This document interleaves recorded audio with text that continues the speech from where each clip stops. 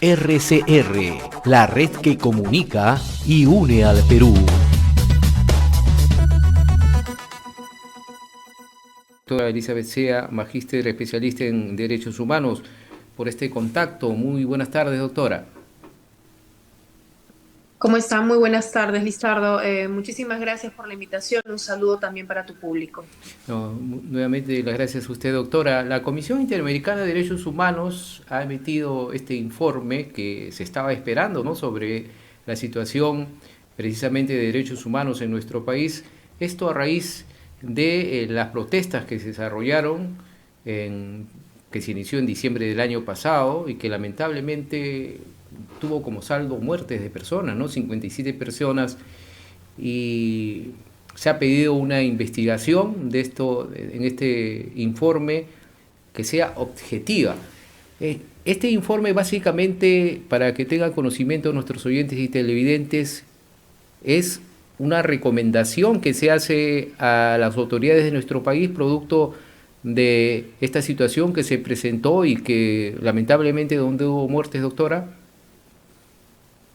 Claro, primero hay que precisar algunas definiciones porque en realidad las personas no suelen conocer mucho la labor de la comisión y suelen incluso confundirla con la de la Corte Interamericana de Derechos Humanos, ¿no? Claro. Todo esto dentro de un sistema interamericano del cual el Perú forma parte gracias a la suscripción del Pacto de San José, a la adopción del Pacto de San José y a que somos parte también de la Organización de Estados Americanos.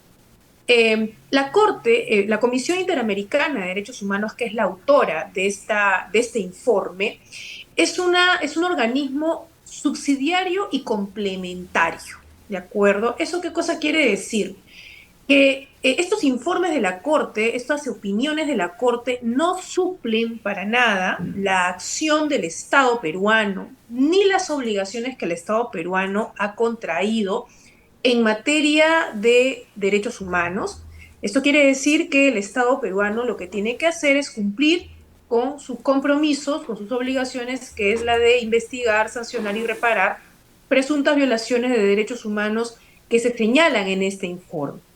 Entonces, lo que hace la comisión en primer lugar es un recuento, ¿no?, de todos los actos y situaciones que se han configurado en el contexto de la protesta, pero en este informe en especial va más allá de las protestas en sí y analiza también el espacio, la situación política, social que se ha vivido en el país, inclusive desde el año 2016, y entra a analizar también la situación desde el contexto del golpe de Estado que da Castillo, ¿no? Y a partir de ahí comienza a dar una serie de conclusiones, ¿no?, y recomendaciones al Estado peruano, no solamente para investigar y sancionar estas muertes que se han dado en el contexto de la protesta, ¿no?, sino también, y reparar, por supuesto, sino también que hace una serie de recomendaciones respecto a atribuciones propias de poderes del Estado, del Congreso de la República, del Tribunal Constitucional, señalando que estas acciones, ¿no?, y estas atribuciones y competencias tienen que darse en el marco de un debido proceso y observando los pesos y contrapesos del poder, ¿no?, el principio de separación de poderes. De la lectura rápida, porque son 113 páginas, yo puedo deducir ahí que lo que hace la comisión es no querer entrar mucho de lleno a determinar una responsabilidad, ¿no?, tal cual al Estado. Pero también veo que hay un manejo de un lenguaje que no es lo suficientemente contundente en algunos escenarios, como por ejemplo, no llama golpe de Estado a lo que hizo Castillo, sino rompimiento del orden constitucional, ¿no? No solamente establece la corrupción de Pedro Castillo y su gobierno, que lo señala así rápidamente, sino que también dice que otros funcionarios, ¿no?, cometieron actos de corrupción que no necesariamente son parte del gobierno nacional, del gobierno de Castillo.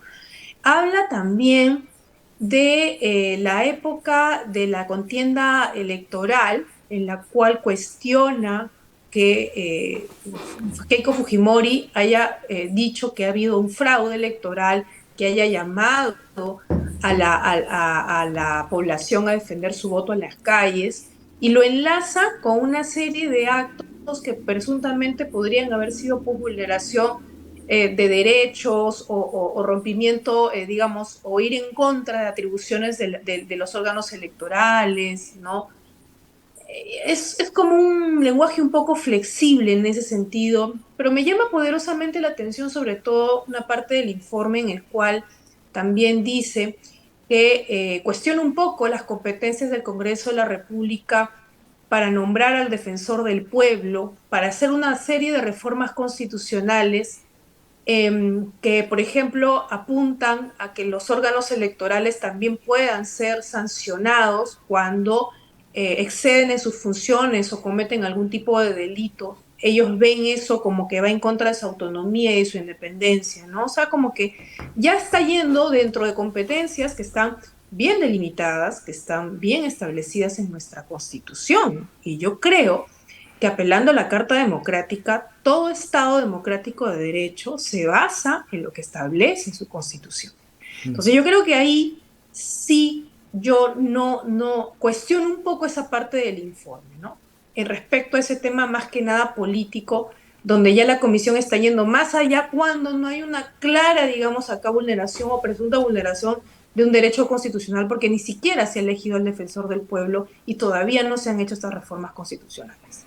Así es, doctora, y también hay una calificación, bueno, todos lamentamos estas muertes, en donde la comisión la cataloga como graves violaciones a los derechos humanos, pero también utiliza el término de masacre, ¿no? Que Claro. ¿Caería en este caso ese término, doctora? A ver, lo que menciona la comisión en esa parte de las protestas, de las muertes, de los fallecidos en el contexto de las protestas, es que se presumiría que se han cometido ejecuciones extrajudiciales y si estas han sido pues a una población numerosa, se podría hasta configurar, ¿no?, que esto ha sido una masacre, ¿no?, y clara vulneración de los derechos humanos. O sea, este lenguaje de se presumiría, ¿no?, podría configurarse, es porque es una condicional, porque aún no se tiene una investigación, porque aún no hay un resultado que nos podría a nosotros llevar o a la comisión llevar a una conclusión contundente, tajante de que esto ha sido así.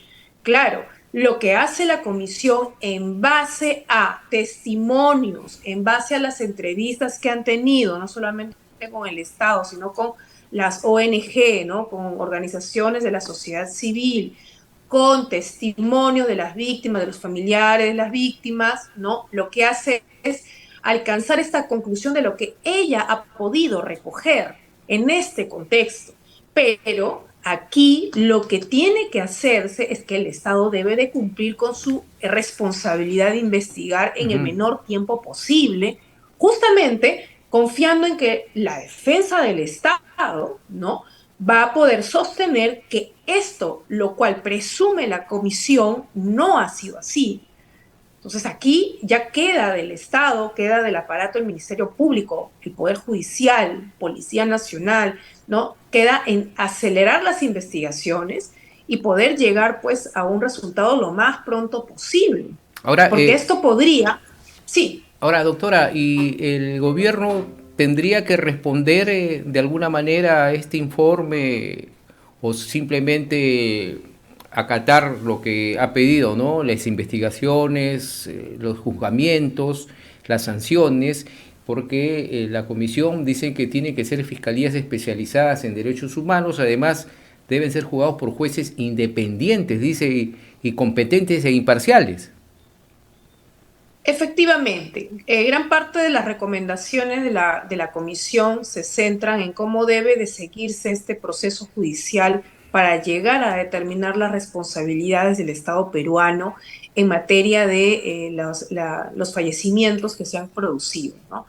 Y se entiende que ellos están pidiendo que sea pues un órgano judicial especializado, el caso de las fiscalías, ¿no? Que deben de ser especializadas en derechos humanos, porque se entiende de que en ese contexto va a poder haber una mirada mucho más objetiva, panorámica de la situación que se ha desarrollado, que se ha suscitado, ¿no? Pero hay que tener también en cuenta aquí que lamentablemente, y eso es algo que ya es un tema de la realidad propiamente, que no todos los fiscales tienen esta especialización. Más allá de una maestría en temas de derechos humanos, lo que yo creo que corresponde aquí es contar con personas que tengan la experiencia de haber participado de repente en procesos judiciales, en algunos casos en los cuales se haya visto vulneración de derechos humanos, porque sí los hay fiscales que tienen de repente la experiencia contraída en el campo, más no una especialidad. La especialidad de derechos humanos en el Perú no tiene más allá de 10 años, o sea, no es que nosotros hayamos tenido maestrías en derechos humanos desde hace mucho tiempo, y mucho menos en las especializaciones a nivel de Poder Judicial. O sea, hay que ser también bastante realistas en este sentido, ¿no? Pero lo que sí se quiere, creo que la recomendación, ese es el espíritu de la recomendación, es que el Estado lo que tiene que hacer pues es actuar de forma diligente en los procesos de investigación. Entonces, ese es el trabajo que se tiene que realizar ya por parte de las autoridades. En el informe, pues también hay que mencionarlo, que valora, ¿no?, esta apertura, ellos dicen, del Estado peruano para la realización de la comisión que han tenido cuando visitaron nuestro país, realizadas pues el año pasado y también a principios de este año, por la información suministrada antes, durante y después de la misma, ¿no? Ellos resaltan esta apertura, resaltan la atención que han tenido por las diferentes entidades del Estado, los diferentes poderes.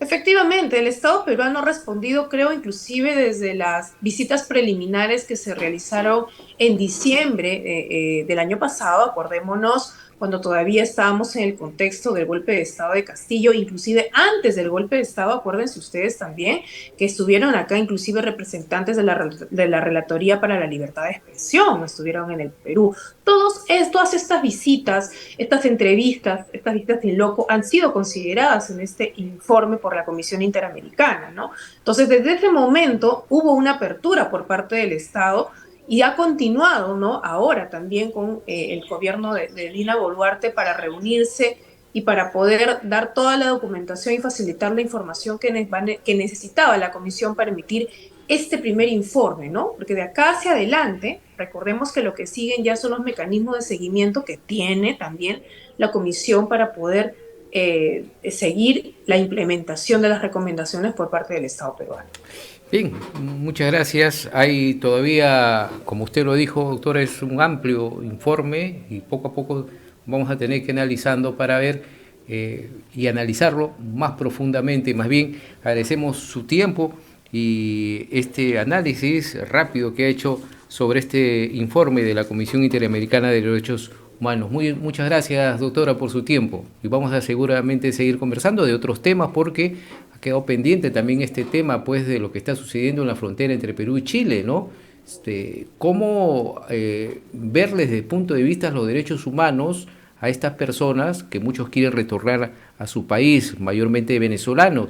Acá hay un tema de derechos humanos también, doctora, finalmente, en esta situación. Por supuesto, pero claro que sí, ¿no? Este es un tema humanitario y eso no podemos también dejar de lado de reconocerlo. Si bien es cierto, creo que a la gran mayoría de peruanos nos asusta mucho la inseguridad ciudadana que vivimos, pero no podemos atribuirla, pues, al 100% que esto se debe, pues, a ciudadanos extranjeros, ¿no? O sea, no podemos nosotros vincular la palabra delincuencia e inseguridad ciudadana a migración.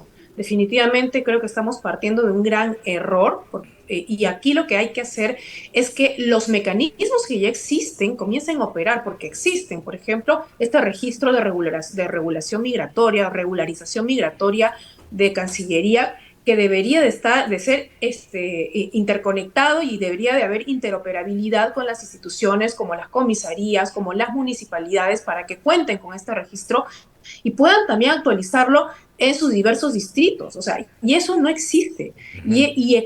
Existiendo el registro, sin embargo, lo que no hay es esta información, esta accesibilidad a este registro para que también pueda verse cuántos extranjeros ilegales e indocumentados hay en nuestro país y cuántos de ellos ya cuentan con antecedentes. Y de ahí proceder a los mecanismos de expulsión que existen también y que se proceda conforme a ley. Porque una cosa son los migrantes que en su gran mayoría aportan al crecimiento económico de nuestro país y otra cosa son aquellos que han venido al Perú y que no están pues trabajando dentro de lo que es el ordenamiento legal, sino Claro. que están dentro de la informalidad, la ilegalidad y están cometiendo actos delincuenciales y ellos no pueden permanecer en nuestro país. Y eso Sí. hay que tenerlo claro también. Muy amable, doctora Elizabeth Sea. Muchas gracias. Buenas tardes.